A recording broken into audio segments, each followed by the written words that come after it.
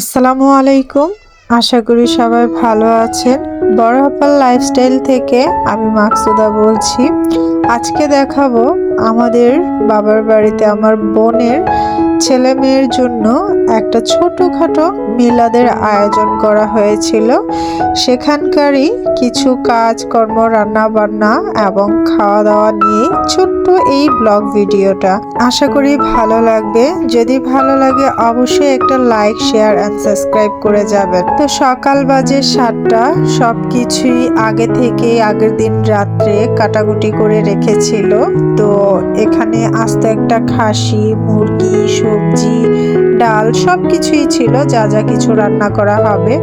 তো এই তো সামনে দেখা যাচ্ছে আমাদের একটু বাইরের পরিবেশ। আগে জায়গাটা আরো খোলামেলা ছিল, এখন তো ঘর দরজা হয়ে একদম চিপা চাপা হয়ে গেছে।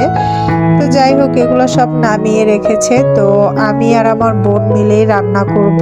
এদিকে আমাদের ভাইয়ের বউ সকালের নাস্তার আয়োজন করছে। সকালে খুদের ভাত আর আলুর ভর্তা, বেগুন ভর্তা, শুটকির ভর্তা এইসব করা হয়েছিল। নাস্তা খেয়ে কাজ করব। আর এই তো এই বোন আর আমি মিলেই রান্না বান্না করব।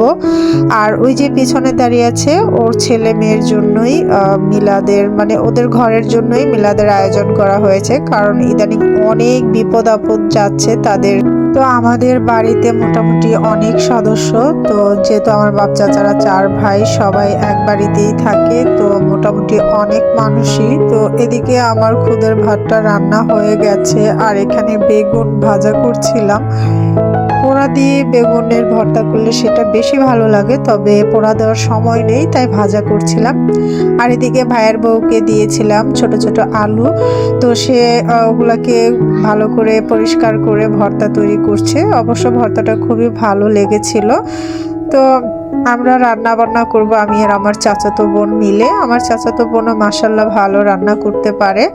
তো আস্তে আস্তে আসলে সংসার জীবনে গেলে সবাই কম বেশি রান্না করতে পারে। তো রান্না করতে করতে দেখে দেখে তেজপাতা শেষ। তো এই আমার পাশের বাড়িতে এক দাদার গাছ, তেজপাতা গাছ। তো দৌড়ে গিয়ে আমি আর আমার বোনের ছেলে মেয়ে মিলে এই তেজপাতা নিয়ে এসেছি। অবশ্য তখন না বলেই নিয়ে এসেছি, কারণ ডাকার মতো সময় ছিল না। পরে গিয়ে বলে এসেছিলাম বা আরো নিয়ে এসেছিলাম। তো এগুলা নিয়ে যাচ্ছিলাম। আর আমার বোনের ছেলে দেখুন কতটা দৌড় দিচ্ছে, ওকে নিয়ে এসেছি। তো এদিকে আমার বোনকে এনে দেওয়ার পর সে রান্না করছে। এই কাঁচা তেজপাতার গ্রান কিন্তু অসাধারণ, খুব সুন্দর একটা গ্রান আসে। তো আমার বোন প্রথমেই সবজি রান্না করছে। সে সবজিটা বেশ ভালো পারে, খুবই ভালো পারে। তো সবজিটা ওকে রান্না করার দায়িত্ব দিয়েছিলাম। তো সে এরকম কিন্তু 2 কড়াই সবজি হয়েছিল, রান্না করতে নিয়েছিল। তো এদিকে সবাই আবার এই যে খাসির ভুঁড়ি ওগুলো পরিষ্কার করছে। আমার 2 চাচি, আমার বোন সবাই মিলে এগুলো পরিষ্কার করছে। তো বাড়িতে আর কি ছোটখাটো কাজ হলো, সবাই মিলে কাজ করে, এগুলো না দেখতে ভালো লাগে। ভরা বাড়িতে এসব কাজ খুবই ভালো লাগে। আর এদিকে আমার বোনের ছোট্ট পুচকি মেয়েটা, এটা আসলে অসুস্থ, ওর চোখ উঠেছে। ওই যে চোখ লাল হয়ে যায়, কি বলে জানি না, চোখ উঠেছে। তো খুবই কান্না করছিল। ও খুব হাসি খুশি, কিন্তু আসলে চোখের ব্যথায় একদম একটু ঘ্যান ঘ্যান করছিল। তো ওদিকে সবাই দাঁড়িয়ে আছে, আমার মা ওদিকে হাসি পরিষ্কার করছে। তো এই তো আমাদের চারিপাশের ভিউটা একটু দেখিয়ে দিচ্ছি। তো এই তো এটা আমার এক চাচির ঘর, পিছনে এটা মানে ওই চাচিদেরই বিল্ডিং এর কাজ চলছে, তাই তেমন করে এখন ঘর দরজা আপাতত খোলামেলায় আছে। তো পাশেই কিন্তু খাল, আমাদের বাড়ির পাশে একদম খাল। তো এদিকে আবার আমার মা খাসির মাংসটা ভালো করে ধুয়ে পরিষ্কার করে দিচ্ছে। এটাকে আমি মাখিয়ে দেব, হাতে মাখিয়ে দিলে মা রান্না করে নিয়ে আসবে। সমস্ত রান্না বান্নাই একে অপরে হাতে হাতে করে নিয়েছিল। তো এদিকে এই যে যাদের ঘরের এত বিপদ আপদ, যেই কারণে মিলাদের আয়োজন করা, এই সেই মুশফিকা। তো ওর এই যে পাটা দেখছেন, এটা কিন্তু কিছুদিন আগে অ্যাক্সিডেন্ট হয়েছে, গাড়ি অ্যাক্সিডেন্টে ওর পায়ের এই অবস্থা। এখনো হাঁটতে পারে আলহামদুলিল্লাহ, আল্লাহর অশেষ রহমতে পাটা ঠিক হয়েছে। তো আপনারা সকলে দোয়া করবেন আগের মতো যেন সে পুরোপুরি একদম পাটা ঠিক হয়ে যায় এবং হাঁটতে পারে। তো এদিকে রান্না বান্নার তো চলছেই। তো আমার চাচাতো বোন সবজিটা রান্না হলে বাকি রান্নার কাজগুলো আমি করে নেব। তো এদিকে এদিকে আবার 3 বোনের জামাই, মানে আমাদের 3 বোনের জামাই একসাথে বসে খাওয়া দাওয়া করছিল। তো ওরা আসলে একসাথে খাওয়া দাওয়া করছিল, একটু হাসাহাসি করছিল, ভিডিও করছিলাম। আসলে ওরা তো এসবে অভ্যস্ত না। তো আমার বোনের রান্না বান্না শেষ, এবার চলে এলো আমার পালা। তো আমি প্রথমে এখানে এগুলা কক মুরগি ছিল, কক মুরগি রান্না করছিলাম।